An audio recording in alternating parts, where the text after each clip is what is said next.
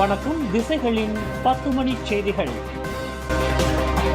Merdeka மையம் கருத்து கணிப்பு 52 விழுக்காட்டு ஆதரவுடன் பிரதமர் அன்வார் இப்ராஹிம் முதலிடம்.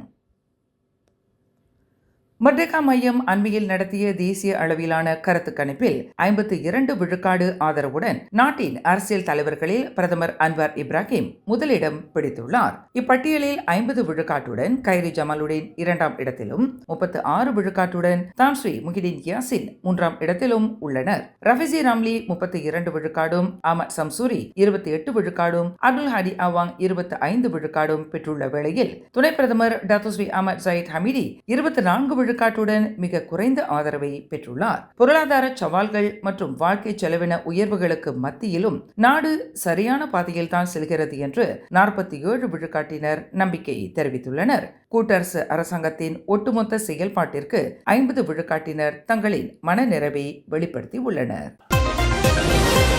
வரவிருக்கும் ஜொகூர் மாநில தேர்தலில் ஊழல் மற்றும் அதிகார துஷ்பிரயோகம் தொடர்பான புகார்களை பொதுமக்கள் தெரிவிக்க ஏதுவாக மலேசிய ஊழல் தடுப்பு ஆணையமான SPRM மாநிலம் முழுவதும் 5 கட்டுப்பாட்டு அறைகளை திறந்துள்ளதாக தெரிவித்துள்ளது. இம்மாதம் ஜூன் 27ஆம் தேதி வேட்புமனு தாக்கல் தொடங்குவது முதல் ஜூலை 11ஆம் தேதி வாக்குப்பதிவு நாள் வரை இந்த கட்டுப்பாட்டு அறைகள் 24 மணி நேரமும் செயல்படும் என SPRM தனது அறிக்கையில் குறிப்பிட்டுள்ளது. பொதுமக்கள் தங்களின் புகார்களை தெரிவிக்க ஜொகூர் பாரு தலைமையகம் மட்டுமின்றி பத்துபஹாட், கிலுவாங், சகமாட் ஆகிய SPRM கிளை அலுவலக தொலைபேசி எண்களுடன் தொடர்பு கொள்ளலாம் என அறிவிக்கப்பட்டுள்ளது.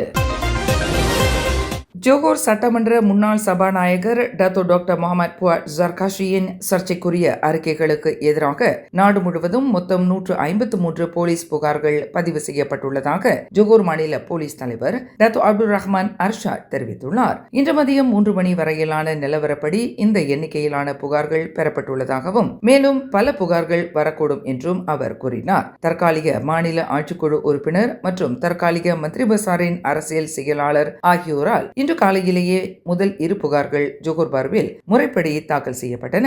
இந்த விவகாரம் குறித்து 1948ஆம் ஆண்டு தேச துரோக சட்டப்பிரிவு, குற்றவியல் சட்டப்பிரிவு ஆகியவற்றின் கீழ் தற்போது விசாரணை செய்யப்பட்டு வருவதாக அவர் குறிப்பிட்டார். வரவிருக்கும் ஜொகூர் மாநில தேர்தலில் மலேசிய சோசியலிச கட்சியான PSM தனது ஒரே வேட்பாளராக அமீர் ஷஃபிக் அமீர் சொக்ரேவை ஸ்கூடாய் சட்டமன்ற தொகுதியில் களம் இறக்குகிறது. தேர்தல் செலவுகள் அதிகமாக இருப்பதால் தொழிலாளர்கள் மற்றும் வீடமைப்பு பிரச்சினைகள் நிறைந்த வியூக நகர்ப்புற தொகுதியில் மட்டும் கவனம் செலுத்த கட்சி முடிவு செய்துள்ளதாக அதன் துணைத் தலைவர் S. அருட்செல்வன் செய்தியாளர் கூட்டத்தில் தெரிவித்தார். தொழிலாளர் உரிமை ஆர்வலரும் PSM ஜொகூர் மாநில செயலாளருமான 40 வயது அமீர் இங்கிலாந்தின் டெஸ்டாய்ட் பல்கலைக்கழகத்தில் அனைத்துலக வணிக நிர்வாக பட்டம் பெற்றவர் என்பதோடு விற்பனை துறையில் 15 ஆண்டு அனுபவமும் கொண்டவர் என்பது குறிப்பிடத்தக்கது. தொழிலாளர் உரிமை ஆர்வலரும் PSM ஜொகூர் மாநில செயலாளருமான 40 வயது அமீர் ஷஃபி இங்கிலாந்தின் டெஸ்டாய்ட் பல்கலைக்கழகத்தில் அனைத்துலக வணிக நிர்வாக பட்டம் பெற்றவர் என்பதோடு விற்பனை துறையில் 15 ஆண்டு அனுபவமும் கொண்டவர் என்பது குறிப்பிடத்தக்கது. ஈப்போ ரஜ பர்மைசூரி பைனோன் மருத்துவமனையின் பிரதான சாலையில் விதிமுறைகள் மீறி நிறுத்தப்பட்ட வாகனங்களுக்கு போலீசார் அபராதம் விதித்ததை எதிர்த்து டிக்டாக்கில் பேரா மாநில அரசை அவதூறாக விமர்சித்த நபர் மீது போலீசில் புகார் அளித்து சட்ட நடவடிக்கை எடுக்கப்படும் என மாநில ஆட்சிக்குழு உறுப்பினர் டத்தோ சிவனேசன் தெரிவித்துள்ளார். இன்று நடைபெற்ற செய்தியாளர்கள் கூட்டத்தில் பேசிய டத்தோ சிவனேசன் 140 ஆண்டுகள் பழமையான மலேசியாவின் 3வது பெரிய மருத்துவமனையான இதில் தினசரி பயன்பாட்டு விகிதம் 85 விழுக்காட்டுக்கும் மேல் உள்ளதால் வாகன நிறுத்துமிட பற்றாக்குறை நீண்ட கால பிரச்சனையாக இருந்து வருகிறது என்றார். மொத்தம் உள்ள 1323 நிறுத்தங்கள் பற்றாக்குறையாக இருக்கும் இந்த சூழலை தனியார் நிர்வாகத்தின் மூலம் மறுசீரமைத்து கூடுதல் இடங்களை உருவாக்க முயற்சிகள் மேற்கொள்ளப்பட்டு வருகின்றன. 900லேருந்து 950 பேர் நோயாளிகள் ஒவ்வொரு நாளும் அங்கே இருக்காங்க. அப்போ அவங்கள பார்க்க ஒவ்வொரு நாளும் வந்துட்டு இருக்காங்க. புதிதாக வர்ற நோயாளிகள் வேறு, டாக்டர் அப்பாயின்மெண்ட் வச்சுட்டு வர்ற நோயாளிகள் வேறு, அவங்கள அழைச்சிக்கிட்டு வர்ற குடும்பத்தினர் வேறு. அப்போ இது பழைய மருத்துவமனையாக இருக்கிறதால இந்த தைப்பிங் மருத்துவமனை, மஞ்சோங் மருத்துவமனை, இது போன்ற மருத்துவமனைகளை வந்துட்டு இந்த பார்க்கிங் குறைவாக இருக்குது. அது எங்களுக்கும் நன்றாக தெரியும். ஆனால் இதை இப்போ நம்ம என்ன செய்கிறோன்னா, ஒரு புது மேனேஜ்மெண்ட் ஒன்று ப்ரைவேட்டில் எடுத்து அவங்கள வந்து அந்த துங்கு பைனூன் மருத்துவமனையில் இருக்க பார்க்கிங் லாட்டெல்லாம் ரீஸ்ட்ரக்சர் பண்ணி செஞ்சமா வந்துட்டு நம்மளுக்கு இப்போ இருக்கிறது 1323 கிடைக்கும். புதுசாக அது செய்யும்போது 1678 பார்க்கலாம். ஏறக்குறைய ஒரு 300 லாட்டுக்கும் கூடுதலாக அங்கே இருக்கும். இட நெருக்கடி தமக்கும் தெரிந்த பிரச்சினைதான் என குறிப்பிட்ட டத்து சிவனேசன், அதற்காக போக்குவரத்து ஒழுங்கையும் பொதுமக்களின் பாதுகாப்பையும் சீர்குலைக்கும் வகையில் சாலையின் இருபுறமும் வாகனங்களை நிறுத்த அனுமதிக்க முடியாது என்றும் சட்ட அமலாக்க நடவடிக்கைகள் தொடரும் என்றும் வலியுறுத்தினார். கருத்து சுதந்திரம் என்ற பெயரில் மாநில அரசை திட்டமிட்டு அவமதிக்கும் இத்தகைய அவதூறு பதிவுகள் மீது கடுமையான நடவடிக்கை எடுக்கப்படும் என்றும் அவர் எச்சரித்தார்.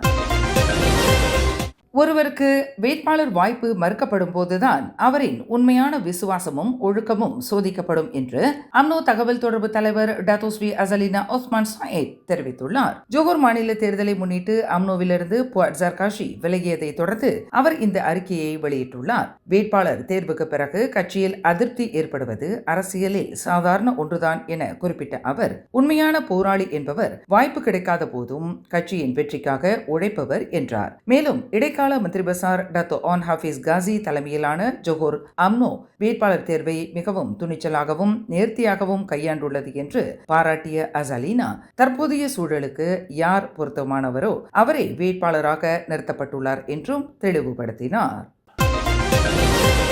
வரும் 2027 ஆண்டு ஜனவரி 1 தேதியிலிருந்து சிங்கப்பூருக்குள் நுழையும் மலேசிய பதிவு பெற்ற டாக்ஸிகளுக்கு ஒவ்வொரு பயணத்திற்கும் 15 சிங்கப்பூர் டாலர் அல்லது சுமார் 48 ரிங்கெட் புதிய நுழைவு கட்டணமாக விதிக்கப்படும் என அந்நாட்டின் தரைமார்க்க போக்குவரத்து வாரியமான LTA அறிவித்துள்ளது. தற்போது நடைமுறையில் உள்ள மாதாந்திர 2 சிங்கப்பூர் டாலர் கட்டணத்திற்கு மாற்றாக இது அமல்படுத்தப்படுகிறது. இரு நாட்டு டாக்ஸிகளுக்கு இடையிலான இயக்க செலவு இடைவெளியை குறைக்க இந்த நடவடிக்கை எடுக்கப்பட்டுள்ளது. காப்புறுதி பாதுகாப்பு இல்லாத சட்டவிரோத வாகன போக்குவரத்து சேவைகளை பயணிகள் தவிர்க்க வேண்டும் என்றும் விதி மீறுவோர் மீது கடுமையான அமலாக்க நடவடிக்கைகள் தொடரும் என்றும் LTA எச்சரித்துள்ளது. நாட்டின் பல மாநிலங்களில் டெங்கி காய்ச்சல் பாதிப்பு அதிகரித்து வரும் நிலையில் பேரா மாநிலத்திலும் அந்த நோய் தொற்று வீரியமடைந்துள்ளதாக மாநில சுகாதாரத்துறை, மனிதவள ஒற்றுமைத்துறை மற்றும் இந்திய விவகாரங்களுக்கான ஆட்சிக்குழு உறுப்பினர் டத்தோ சிவனேசன் தெரிவித்தார். இன்று பேரா மாநில அரசாங்க செயலகத்தில் நடைபெற்ற செய்தியாளர்கள் கூட்டத்தில் பேசிய டத்தோ சிவனேசன், இந்த வாரத்தில் மட்டும் மாநிலத்தில் 81 டெங்கி சம்பவங்கள் பதிவாகி உள்ளன என்றார். இது கடந்த வாரத்துடன் ஒப்பிடுகையில் 18.5 விழுக்காடு உயர்வாகும். மேலும் இந்த ஆண்டு ஜனவரி 1 முதல் தற்போது வரை பேரா மாநிலத்தில் மொத்தம் 1248 டெங்கி சம்பவங்கள் பதிவாகி உள்ளன. கடந்த ஆண்டின் இதே காலகட்டத்துடன் ஒப்பிடுகையில் இது 18.6 விழுக்காடு அதிகமாகும் என்றும் அவர் குறிப்பிட்டார். பேரா மாநிலத்திலேயே அதிக அளவு டெங்கி பாதிப்பு கிந்தா மாவட்டத்தில் தான் பதிவாகி உள்ளது. கிந்தா மாவட்டத்தில் மட்டும் இந்த வாரத்தில் 68 சம்பவங்கள் கண்டறியப்பட்டுள்ளன. கடந்த ஆண்டின் இதே காலகட்டத்துடன் ஒப்பிடுகையில் அப்பகுதியில் டெங்கி பாதிப்பு 83.95 விழுக்காடு என்ற கணக்கில் மிக கடுமையான உயர்வை சந்தித்துள்ளது என்று டத்தோ சிவனேசன் விவரித்தார். அதிகமாக இந்த நோய் பரவுவது வந்துட்டு கிந்தா வட்டாரத்தில் மட்டும் 68 கேஸ் பதிவாயிருக்கு.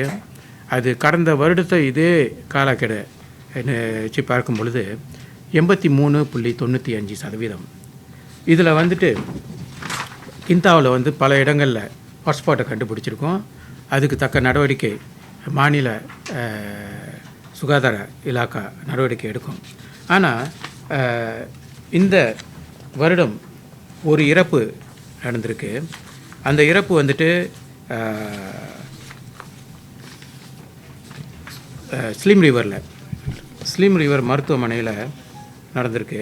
இதனைத் தொடர்ந்து டெங்கி நோய் பரவல் அதிகமாக உள்ள சூடான பகுதிகள் அடையாளம் காணப்பட்டு சம்பந்தப்பட்ட இடங்களில் சுகாதார அதிகாரிகள் வழியிலான தடுப்பு மற்றும் கட்டுப்பாட்டு நடவடிக்கைகளை தீவிரப்படுத்தி உள்ளனர் என்று டத்தோ சிவனேசன் உறுதியளித்தார். மேலும் பேசிய அவர், இந்த ஆண்டு பேரா மாநிலத்தில் டெங்கி காய்ச்சலால் ஒரு மரணம் பதிவாகி உள்ளது மிகுந்த வருத்தமளிப்பதாக கூறினார். உயிர் இழந்தவர் 53 வயதுடைய ஆண் என்றும் அவர் கடந்த ஜனவரி மாதம் ஸ்லிம் ரிவர் மருத்துவமனையில் தீவிர சிகிச்சை பெற்று வந்த நிலையில் சிகிச்சை பலனின்றி உயிர் இழந்தார் என்றும் டத்தோ சிவனேசன் தெரிவித்தார். பொதுமக்கள் தங்கள் சுற்றுப்புறத்தை தூய்மையாக வைத்துக் கொள்ள வேண்டும் எனவும் அவர் கேட்டுக்கொண்டார். லொக்மான் பின் இப்ராஹிம் என்ற நபர் கெடா மாநில போக்குவரத்து இலாக்காவான JPJ அதிகாரி என போலி முகவரியை கூறி நூதன மோசடியில் ஈடுபட்டு வருவதால் பொதுமக்கள் எச்சரிக்கையாக இருக்க வேண்டும் என அதன் தலைமை இயக்குனர் ஸ்டெயின் வான் லூட்டாம் கேட்டுக்கொண்டார். மோசடி பேர் வழியான லொக்மான் JPJவின் அதிகாரப்பூர்வ கடித முகப்பை பயன்படுத்தி போலி ஒப்பந்த கடிதங்களை தயாரித்து பல்வேறு நிறுவனங்களிடம் முன்பணம் கேட்டு ஏமாற்றி வருகிறார். இதற்காக தனது வெவ்வேறு புகைப்படங்களையும் பல தொலைபேசி எண்களையும் அவர் பயன்படுத்தி வருகிறார் என்றும் லூட்டாம் குறிப்பிட்டார். லொக்மான் பின் இப்ராஹிம் என்ற பெயரில் எந்த ஒரு அதிகாரியும் கெடா மாநில போக்குவரத்து இலாக்காவில் பணியாற்றவில்லை. எனவே அவரது பேச்சை நம்பி யாரும் ஏமாற வேண்டாம் என அவர் நிறுவன உரிமையாளர்களையும் பொதுமக்களையும் வலியுறுத்தி கேட்டுக்கொண்டார். 2027 ஆண்டு இரட்டை பிரிவு மாணவர் சேர்க்கை முன்னேற்பாடுகளில் தமிழ் பள்ளிகளுக்கும் சமமாக பகிர்ந்தளிக்கப்பட வேண்டும் என வெற்றிவேலன் மகாலிங்கம் வலியுறுத்தியுள்ளார். தேசிய அளவிலான தமிழ் பள்ளி தொண்டு அமைப்புகளின் தலைவர்கள் நடவடிக்கை கூட்டமைப்பின் ஒருங்கிணைப்பாளரான வெற்றிவேலன் மகாலிங்கம் வெளியிட்டுள்ள அறிக்கையில் 2027 ஆண்டின் வரலாற்று சிறப்புமிக்க இரட்டை பிரிவு முதலாம் ஆண்டு மாணவர் சேர்க்கைக்கான கல்வி அமைச்சின் முன்னேற்பாடுகளை தங்களின் கூட்டமைப்பு வரவேற்பதாக குறிப்பிட்டுள்ளார். 4,78,419 விண்ணப்பங்கள் பெறப்பட்டுள்ள நிலையில் புதிய வகுப்பறைகள் மற்றும் 3,150 ஒப்பந்த ஆசிரியர் நியமனம் மூலம் கல்வி வசதிகளை மேம்படுத்தும் மத்திய அரசின் முயற்சி பாராட்டுக்குரியது என அவர் கூறியுள்ளார். எனினும் இக்கூடுதல் வளங்கள் மற்றும் உட்கட்டமைப்பு வசதிகள் தோட்டப்புற, கிராமப்புற மற்றும் பின்தங்கிய சூழலில் உள்ள தமிழ் பள்ளிகளுக்கும் சமமாக பகிர்ந்தளிக்கப்படுவதை அரசாங்கம் உறுதி செய்ய வேண்டும் என வெற்றிவேலன் வலியுறுத்தியுள்ளார். மாணவர் எண்ணிக்கை அதிகரிப்பால் வகுப்பறைகளில் நெரிசலோ, தரம் குறைபாடோ அல்லது ஆசிரியர் பற்றாக்குறையோ ஏற்படாதவாறு நீண்ட கால திட்டமிடல், டிஜிட்டல் கற்றல் வசதிகள் மற்றும் தொடர் கண்காணிப்பு அவசியம் என்றும் அவர் சுட்டிக்காட்டியுள்ளார்.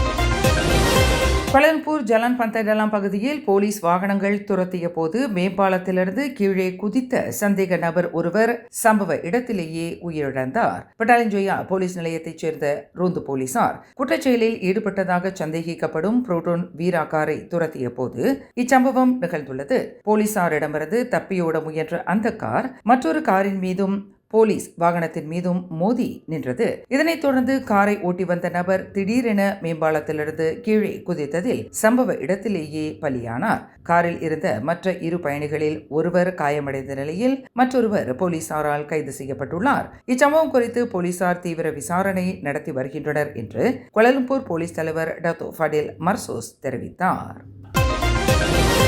தென் அமெரிக்க நாடான வெனிசுவேலா தலைநகர் கரகாஸ் மற்றும் அதன் சுற்றுவட்டார பகுதிகளை அடுத்தடுத்து தாக்கிய 7.2 மற்றும் 7.5 ரிக்டர் அளவிலான இரு சக்தி வாய்ந்த நிலநடுக்கங்களால் ஆயிரக்கணக்கான மக்கள் உயிரிழந்திருக்கலாம் என அஞ்சப்படுகிறது.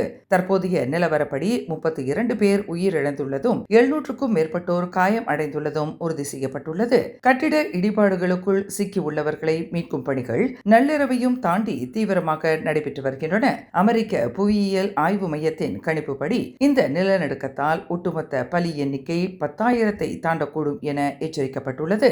விமான நிலையம் மூடப்பட்டுள்ளதோடு நாட்டின் பல பகுதிகளில் அவசர நிலை பிரகடனப்படுத்தப்பட்டுள்ளது.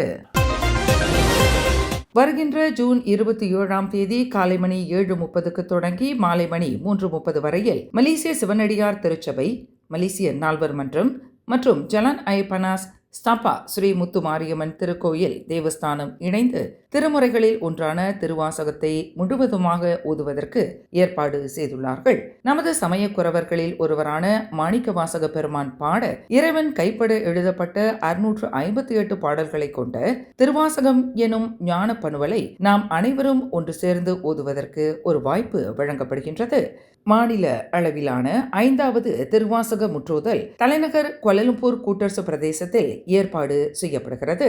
ஆதலால் சுற்றுவட்டார பொதுமக்கள், அடியார்கள், பக்தர்கள் அனைவரும் இந்த அரிய வாய்ப்பினை நழுவ விடாது அனைவரும் இறைவனின் திருவருளையும் குரு அருளையும் பெறுமாறு அன்புடன் ஏற்பாட்டு குழுவின் சார்பில் கேட்டுக்கொள்ளப்படுகிறது. இத்திருவாசக முற்றோதல் நிகழ்ச்சி தொடர்பான தகவல்களை தெரிந்து கொள்வதற்காக கீழே கொடுக்கப்பட்டுள்ள கைபேசி எண்ணில் தொடர்பு கொள்ளலாம். மேலும் செய்திகளை தெரிந்து கொள்ள கீழே இருக்கும் பெல் பட்டனை அழுத்துங்கள். உங்கள் மகிழ்ச்சியை வெளிப்படுத்த லைக் மற்றும் ஷேர் செய்யுங்கள். தொடர்ந்து திசைகளோடு இணைந்திருக்க சப்ஸ்கிரைப் செய்யுங்கள்.